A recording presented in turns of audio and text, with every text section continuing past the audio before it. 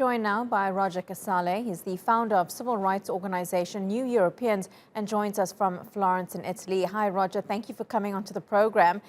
Is there now a sense that there is a difference in ideologies, really, between the UK and the EU, and that is what is holding up this deal? Good evening. There is a growing gulf between them, not just in terms of ideology, but in terms of the language as well that is used. And I think the biggest gap that needs to be bridged, though, is not the one between their ideologies. It's a deficit in trust. I think the EU are exhausted. They are impatient. But they've lost trust and confidence in Boris Johnson. And it's interesting that Ursula von der Leyen used the word responsible. We have to be responsible. And I think that the reason that the EU are still in these talks is because they really do want to try and find a responsible outcome. And chaos in Dover in the first week of January is not a responsible outcome. And so well done to the EU for staying with this. But I think that they are very, very cautious indeed now about the British government and Boris Johnson in particular. Well, you talk about a deficit in trust, and that could possibly be the other way too. Boris Johnson and his government and negotiators feeling that they don't share the same trust with the EU. It could be the other way, but there's no reason for Boris Johnson and his team not to trust the EU.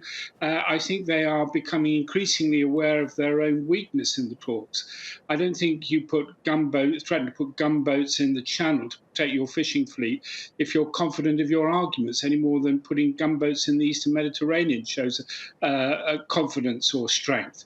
I think the British government are on the run in these talks. They're going to have to make concessions if they want to get a deal.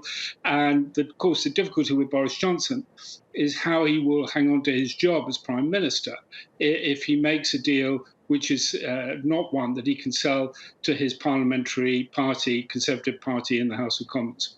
Roger, do you think that in the coming hours or the next few days we are going to reach a deal? And if so, we know that somebody's going to have to make concessions. Which side do you think it will be?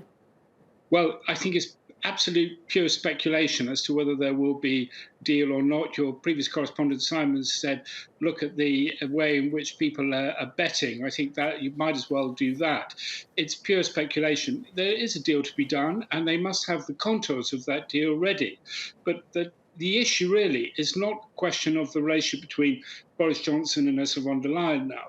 It's about what's going on behind the scenes in the Conservative Party in the House of Commons, and whether any kind of deal that Boris Johnson might bring back could stand up to muster with his own MPs. Boris Johnson is stuck between a rock and a hard place. If he does a sensible deal, and there is a deal to be done, his Brexit friends in the House of Commons won't like it.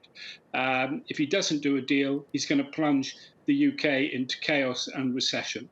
And I think the sensible way out would be to find a way to have an extension without calling it an extension of the transition, perhaps a grace period or something like that, but somehow to find more time so that talks can continue. And I do hope that they're building up to that. And that's a hope that so many people have, not only in the UK, but in Europe too. Roger Casale, thank you for your analysis on that.